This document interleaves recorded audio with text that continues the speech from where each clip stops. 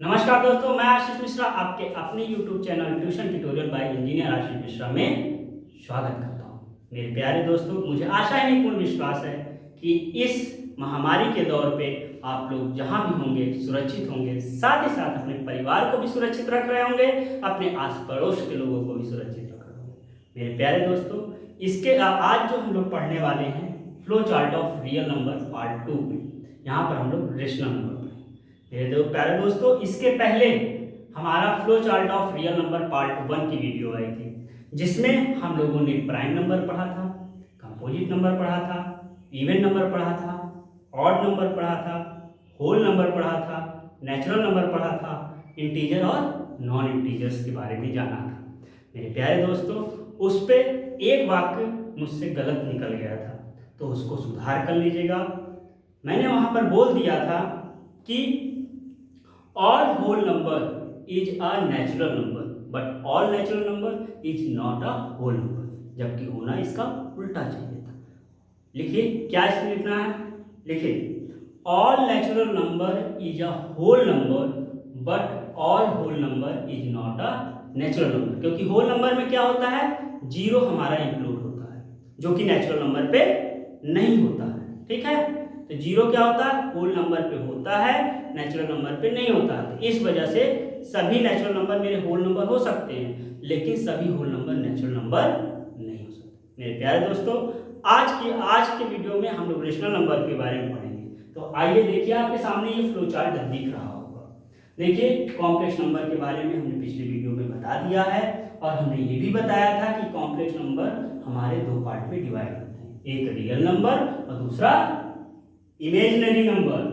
और फिर उसके बाद हमने बताया था कि रियल नंबर हमारे दो पार्ट में डिवाइड होते हैं, एक रेशनल नंबर और दूसरा इरेशनल नंबर। और रेशनल नंबर हमारा नॉन टर्मिनेटिंग रिकरिंग डेसिमल और पीरियोडिक डेसिमल और रिपीटिंग डेसिमल में कन्वर्ट होता है, और उसके साथ ही हमारा जो है टर्मिनेटिंग डेसिमल में भी हमारा कन्वर्ट होता है।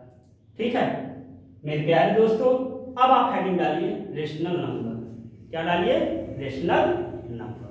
ठीक है, लिखिए एनी नंबर, लिखिए any number which is in the form of p by q, any number which is in the form of p by q where p and q are integer, where p and q are integer and q not equal to 0 and q not equal to 0। Very good. Example लिखिए, -1/2, 1/2, 3/2 etc। ठीक है मेरे प्यारे बच्चों, यानी कोई भी number जो p by q के फॉर्म में लिखा जाए, जहां पर p और q हमारा इंटीजर होना चाहिए। p और q क्या होना चाहिए, इंटीजर होना चाहिए। ठीक है बच्चों, p और q क्या होना चाहिए, इंटीजर होना चाहिए, और q हमारा जो है वो जीरो के इक्वल नहीं होना चाहिए। q हमारा क्या होना चाहिए, जीरो के इक्वल नहीं होना चाहिए, तो उसे हम क्या बोलते हैं, रेशनल नंबर बोलते हैं। मेरे प्यारे बच्चों, आप लोग बचपन से पढ़ते आ रहे हैं फ्रैक्शन, रेशनल नंबर भी पढ़ते आ रहे हैं और फ्रैक्शन भी पढ़ते आ रहे हैं। क्या आपको इनके बीच में डिफरेंस पता है? अगर नहीं पता है तो मैं बताने जा रहा हूं। मेरे प्यारे बच्चों, आप लोग हेडिंग डालिए फ्रैक्शन, और जो मैं बोलने जा रहा हूं उसको लिखिए, डालिए फ्रैक्शन हेडिंग, लिखिए एनी नंबर विच इज, लिखिए any number which is in the form of p by q, any number which is in the form of p by q where p and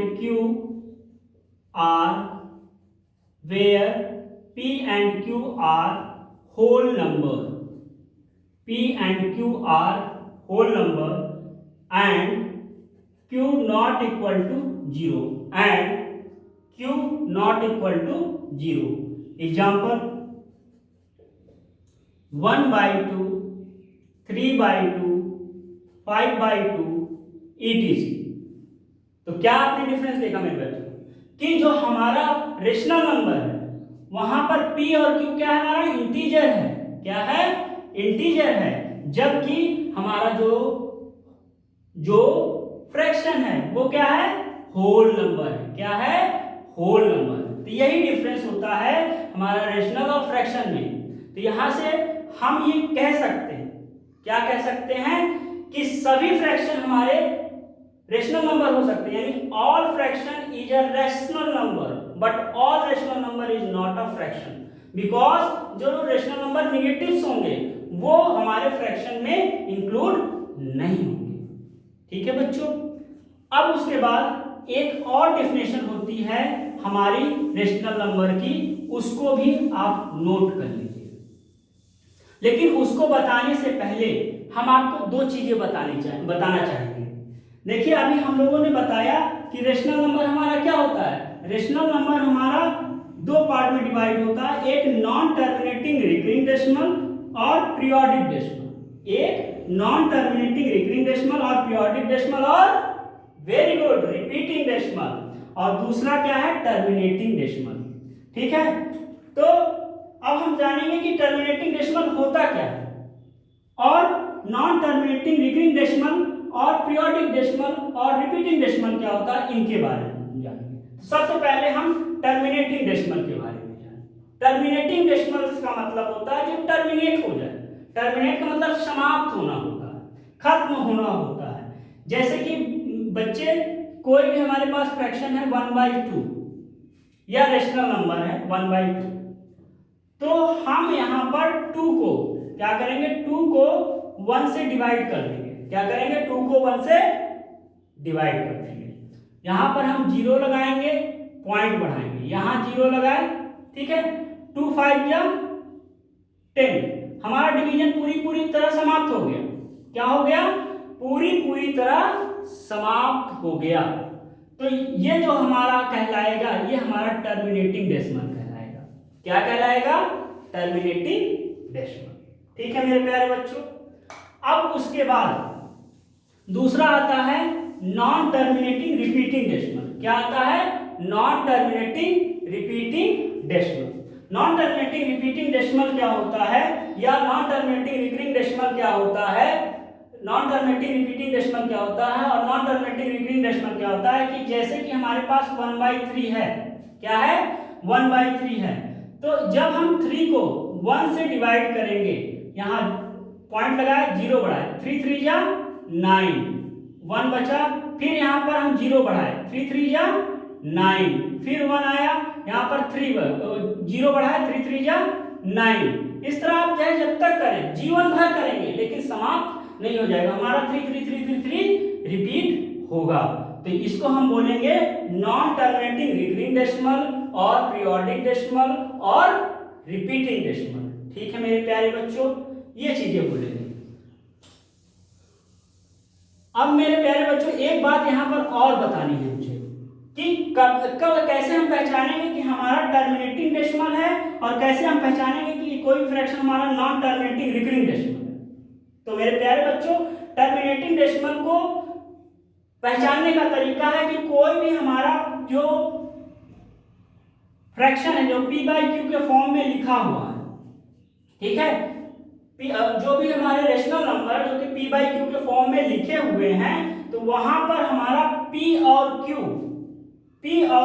को prime होना चाहिए। क्या होना चाहिए, को prime. अब को प्राइम क्या होता है थोड़ी देर बाद में बताता हूं।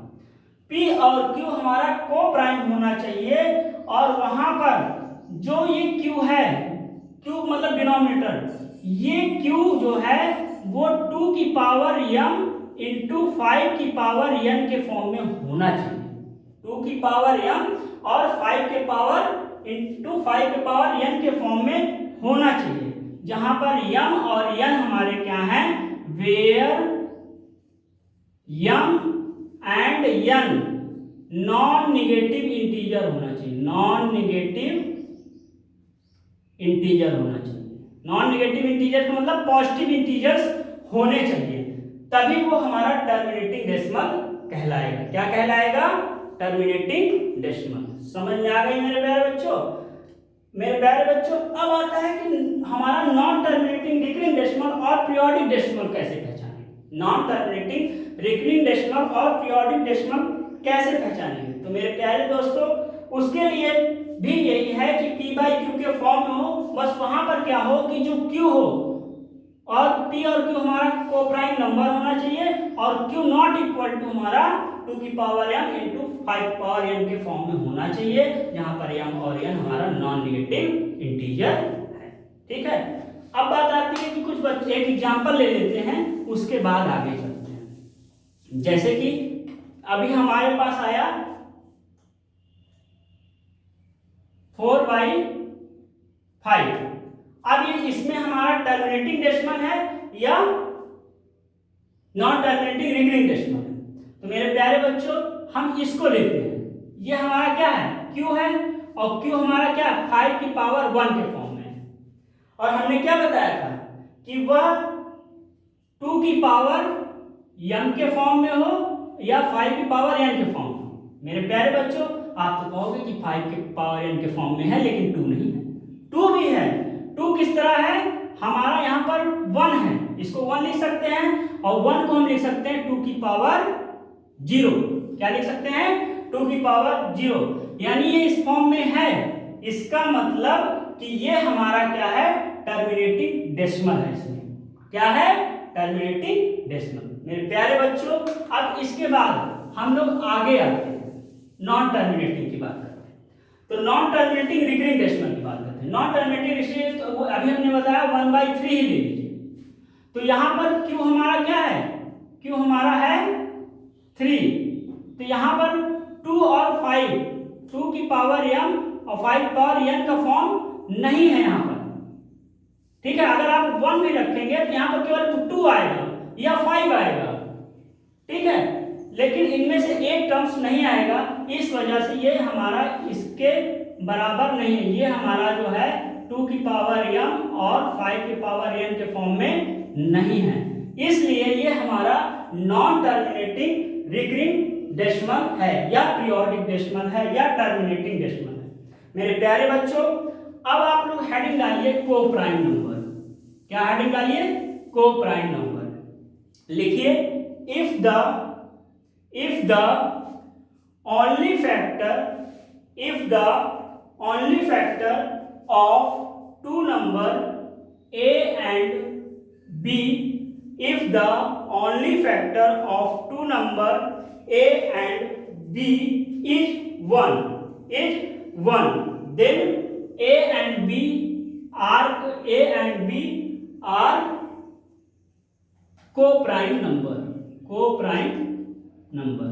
मेरे प्यारे बच्चों, को-प्राइम नंबर को हम लोग रिलेटिवली प्राइम नंबर भी बोलते हैं। क्या बोलते हैं? रिलेटिवली प्राइम नंबर, या और म्यूचुअली प्राइम नंबर बोलते हैं। म्यूचुअली प्राइम नंबर भी बोलते हैं। ठीक है, एग्जाम्पल के लिए एग्जाम्पल लिखिए।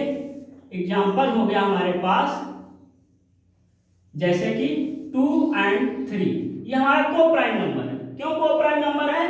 कि 2 और 3 का जो कॉमन फैक्टर है वो केवल 1 है, या दूसरे शब्दों में कह सकते हैं कि एचसीएफ हाईएस्ट कॉमन फैक्टर जो 2 और 3 का है वो हमारा 1 है। इस वजह से ये हमारा को प्राइम नंबर है। मेरे प्यारे बच्चों, इसी के साथ हम लोग अब चलते हैं रेशनल नंबर की एक दूसरी डिफिनेशन लिखने के लिए। लिखिए, those decimal लिखिए, those decimal which occur terminating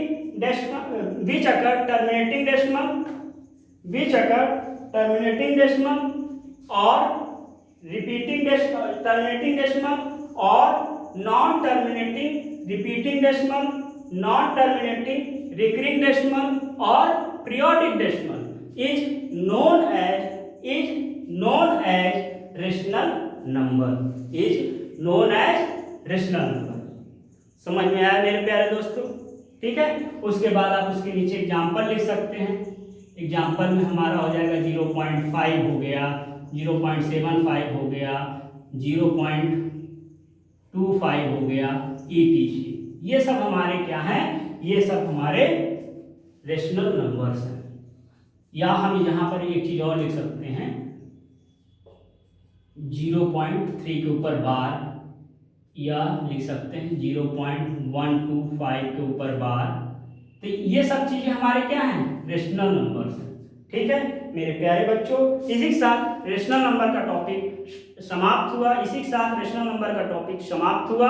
अगली वीडियो में हम लोग इरेशनल नंबर को लेके आएंगे। मेरे प्यारे दोस्तों, अगर आपको यहाँ तक में कोई भी दिक्कत है तो आप कमेंट सेक्शन में बता सकते हैं।